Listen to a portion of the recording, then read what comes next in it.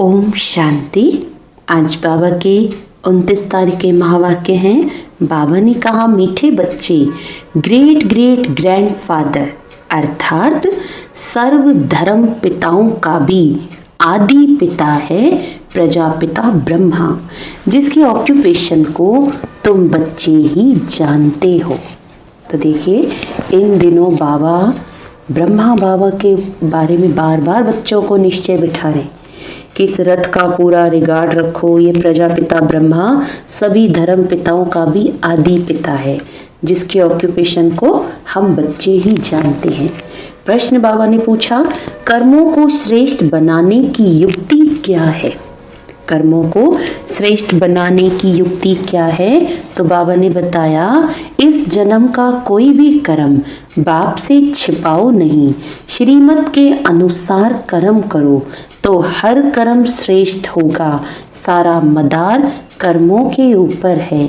अगर कोई पाप कर्म करके छिपा लेते तो उसका 100 गुना दंड पड़ता।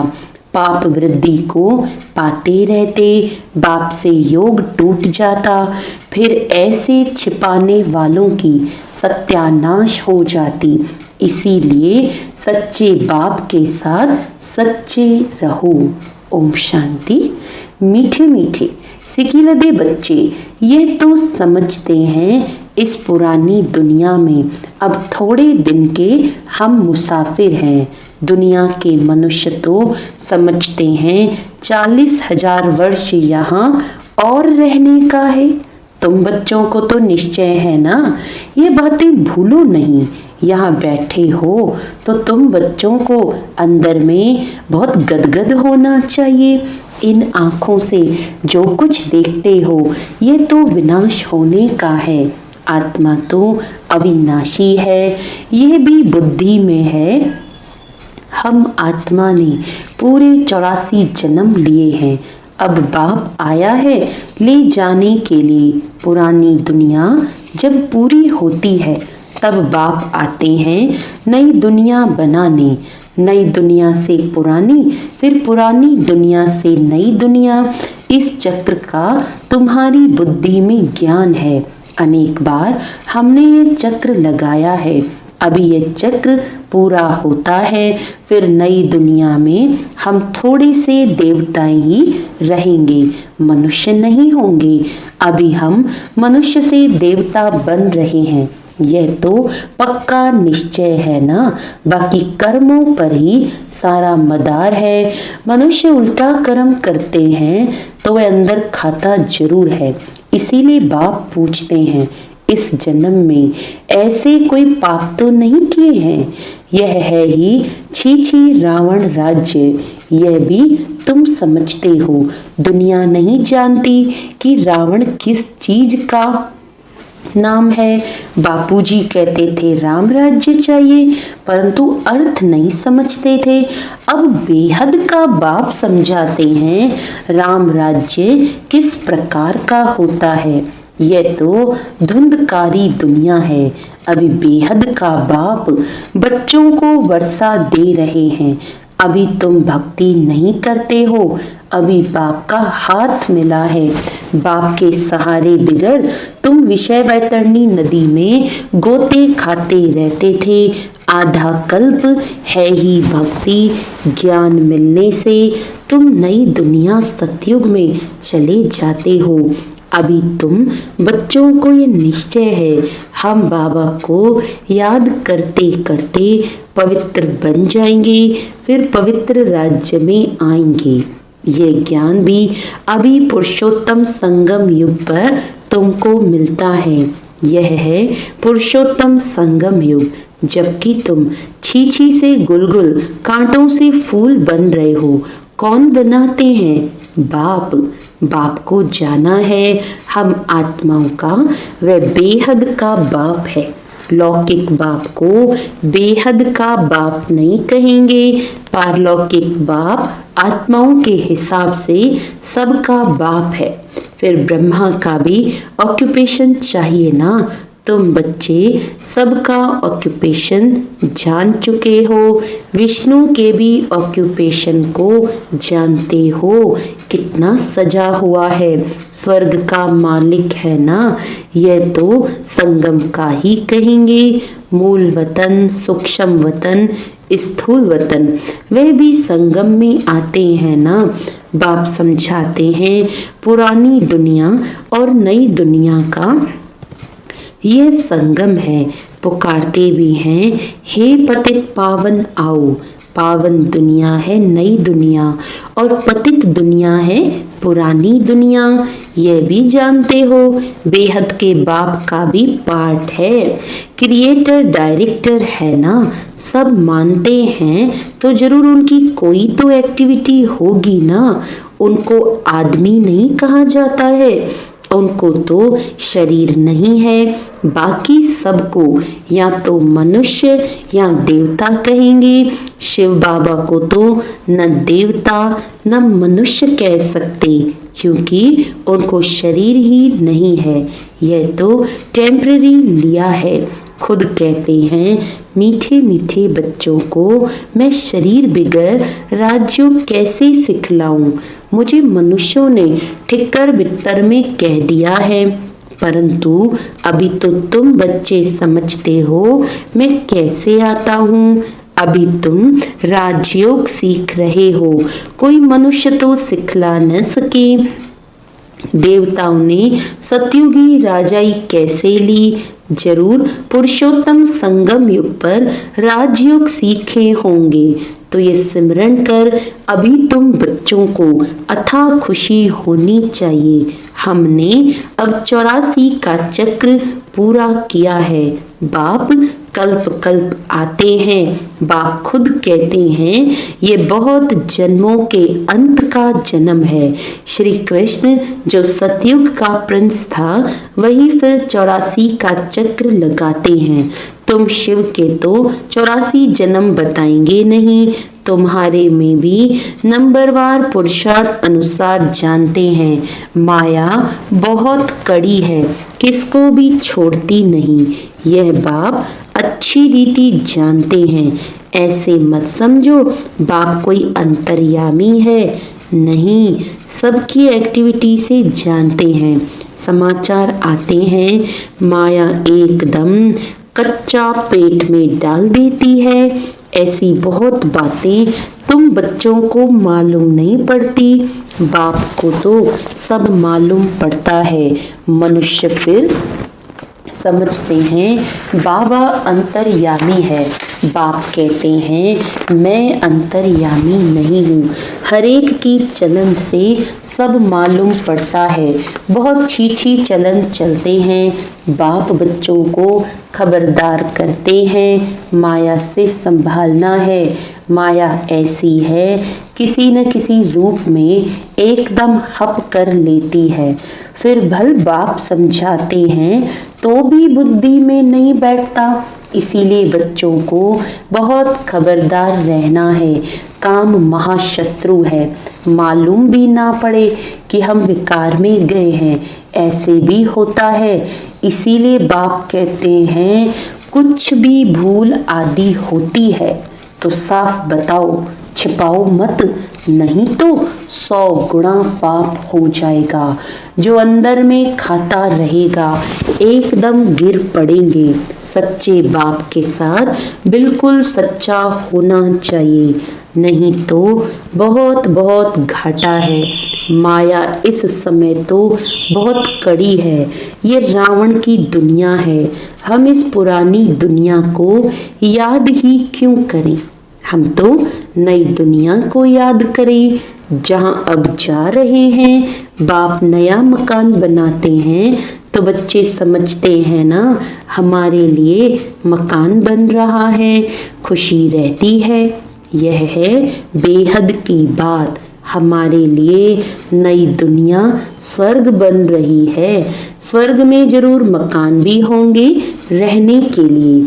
अब हम नई दुनिया में जाने वाले हैं। जितना बाप को याद करेंगे उतना गुलगुल फूल बनेंगे। हम विकारों के वश कांटे बन गए थे। बाप जानते हैं माया आधा को तो एकदम खा जाती है। तुम भी समझते हो जो नहीं आते हैं वे तो माया के वश हो गए ना, बाप के पास तो आते ही नहीं। ऐसे माया बहुतों को हब कर लेती है। बहुत अच्छे अच्छे कहकर जाते हैं हम ऐसे करेंगे, यह करेंगे, हम तो यज्ञ के लिए प्राण देने के तैयार हैं। आज वह है नहीं। तुम्हारी लड़ाई है ही माया के साथ। दुनिया में ये कोई नहीं जानते माया के साथ लड़ाई कैसे होती है। अभी तुम बच्चों को बाप ने ज्ञान का तीसरा नेत्र दिया है, जिससे तुम अंधियारे से सोजरे में आ गए हो। आत्मा को ही ये ज्ञान नेत्र देते हैं। तब बाप कहते हैं अपने को तुम आत्मा समझो, बेहद के बाप को याद करो। भक्ति में तुम याद करते थे ना, कहते भी थे आप आएंगे तो बलिहार जाएंगे। कैसे बलिहार जाएंगे यह थोड़ी जानते थे। अभी तुम समझते हो हम जैसे आत्मा हैं वैसे बाप भी है। बाप का है अलौकिक जन्म। तुम बच्चों को कैसे अच्छी रीति पढ़ाते हैं, खुद कहते हो ये तो वही बाप है जो कल्प कल्प हमारा बाप बनते हैं। हम भी बाबा बाबा कहते हैं, बाप भी बच्चे बच्चे कहते हैं। वही टीचर के रूप में राजयोग सिखलाते हैं और तो कोई राजयोग सिखला न सके। विश्व का तुमको मालिक बनाते हैं तो ऐसे बाप का बनकर फिर उसी टीचर की शिक्षा भी लेनी चाहिए ना। खुशी में गदगद होना चाहिए। अगर छी बना तो फिर वह खुशी आएगी नहीं, भल कितना भी माथा मारे। फिर जैसे वह हमारा जाति भाई नहीं। यहाँ मनुष्यों के कितने सरनेम होते हैं। तुम्हारा सरनेम देखो कितना बड़ा है। यह है बड़े ते बड़ा ग्रेट ग्रेट ग्रैंडफादर ब्रह्मा। उनको कोई जानते ही नहीं। शिव बाबा को तो सर्वव्यापी कह दिया है। ब्रह्मा का भी किसी को पता नहीं पड़ता। चित्र भी हैं ब्रह्मा विष्णु शंकर के। ब्रह्मा को सूक्ष्म वतन में ले गए हैं। बायोग्राफी कुछ नहीं जानते। सूक्ष्म वतन में ब्रह्मा को दिखाते हैं। फिर प्रजापिता ब्रह्मा कहाँ से आएगा, वहाँ बच्चे अडॉप्ट करेंगे क्या, किसको भी पता नहीं है। प्रजापिता ब्रह्मा कहते हैं परंतु बायोग्राफी नहीं जानते। बाबा ने समझाया है ये हमारा रथ है। बहुत जन्मों के अंत में हमने ये आधार लिया है। ये पुरुषोत्तम संगम युग गीता का एपिसोड है। पवित्रता भी मुख्य है। पतित से पावन बनना कैसे है ये दुनिया में किसको भी पता नहीं है। साधु संत आदि कभी ऐसे नहीं कहेंगे कि देह सहित सबको भूलो, एक बाप को याद करो तो माया के पाप कर्म सब भस्म हो जाएंगे। कोई गुरु ऐसे कभी नहीं कहेंगे। बाप समझाते हैं ये ब्रह्मा कैसे बनता है। छोटेपन में गांवड़े का छोरा था। 84 जन्म लिए हैं, फर्स्ट से लेकर लास्ट तक। तो नई दुनिया सो फिर पुरानी हो जाती है। अभी तुम बच्चों की बुद्धि का ताला खुला है। तुम समझ सकते हो, धारणा कर सकते हो।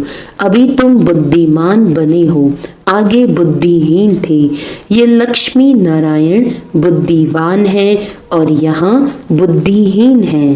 सामने देखो ये पैराडाइज के मालिक है ना। कृष्ण स्वर्ग का मालिक था, फिर गावड़े का छोरा बना है। तुम बच्चों को ये धारण कर फिर पवित्र भी जरूर बनना है। मुख्य है ही पवित्रता की बात। लिखते भी हैं बाबा माया ने हमको गिरा दिया, आंखें क्रिमिनल बन गई। बाप कहते हैं अपने को आत्मा समझो, बस अब तो घर जाना है, बाप को याद करना है। थोड़े टाइम के लिए शरीर निर्वाह के लिए कर्म कर फिर हम चले जाते हैं। इस पुरानी दुनिया के विनाश के लिए लड़ाई भी लगती है। ये भी तुम देखना कैसे लगती है। बुद्धि से समझते हैं हम देवता बनते हैं तो हमको नई दुनिया भी चाहिए, इसीलिए विनाश जरूर होगा। हम अपनी नई दुनिया स्थापन कर रहे हैं श्रीमत पर। बाप कहते हैं मैं तुम्हारी सेवा में उपस्थित होता हूँ। तुमने डिमांड की है कि हम पतितों को आकर पावन बनाओ, तो तुम्हारे कहने से मैं आया हूँ। तुमको रास्ता बताता हूँ बहुत सहज।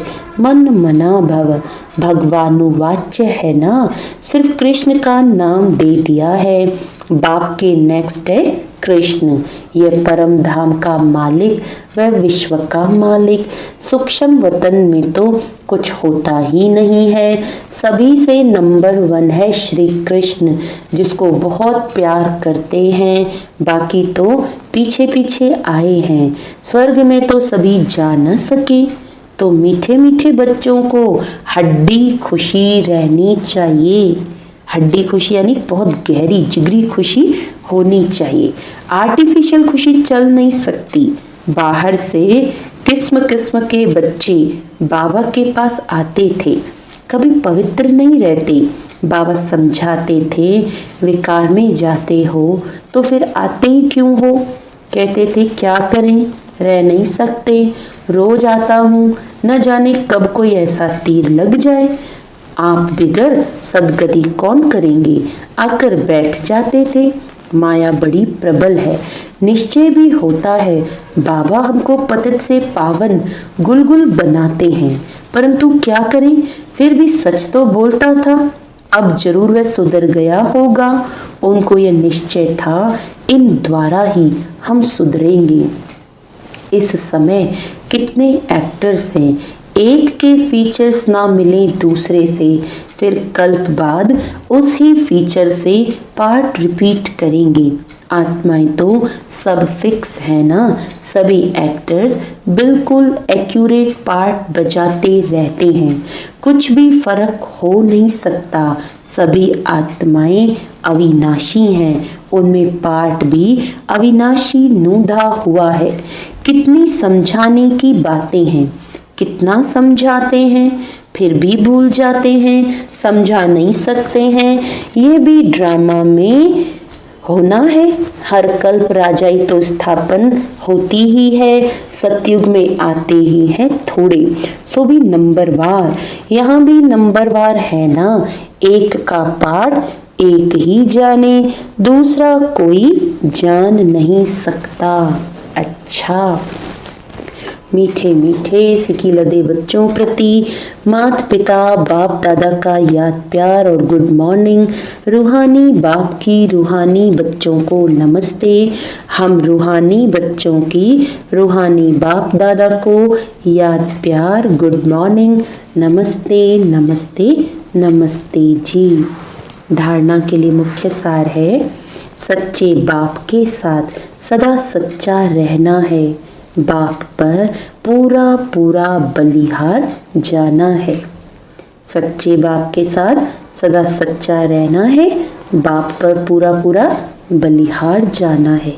दूसरी पॉइंट है, ज्ञान को धारण कर बुद्धिवान बनना है, अंदर से हड्डी यानी जिगरी खुशी में रहना है। कोई भी श्रीमत के विरुद्ध काम करके खुशी गुम नहीं करनी है। वरदान है, ज्ञान की गुह्य बातों को सुनकर उन्हें स्वरूप में लाने वाले। ज्ञान की गुह्य बातों को सुनकर उन्हें स्वरूप में लाने वाले ज्ञानी तू आत्मा भव। ज्ञानी तू आत्माएं हर बात के स्वरूप का अनुभव करती हैं। जैसे सुनना अच्छा लगता है, गुह्य भी लगता है, लेकिन सुनने के साथ साथ समाना यानी स्वरूप बनना, इसका भी अभ्यास होना चाहिए। मैं आत्मा निराकार हूँ, ये बार बार सुनते हो, लेकिन निराकार स्थिति के अनुभवी बनकर सुनो। जैसी पॉइंट वैसा अनुभव। इससे शुद्ध संकल्पों का खजाना जमा होता जाएगा और बुद्धि इसी में बिजी होगी तो व्यर्थ संकल्पों से सहज किनारा हो जाएगा। स्लोगन है नॉलेज एवं अनुभव की। नॉलेज एवं अनुभव की डबल अथॉरिटी वाले ही मस्त फकीर रमता योगी हैं। ज्ञान के साथ साथ अनुभव भी हो तो जो आत्माएं ज्ञान और अनुभव की डबल अथॉरिटी वाले हैं वो मस्त फकीर रमता योगी हैं। जैसे हमारे दादी जानकी थे ना, वो कहते थे मैं मस्त फकीर हूँ। तो हमें ज्ञान साथ साथ अनुभवों की भी अथॉरिटी बनना है। अच्छा, ओम शांति।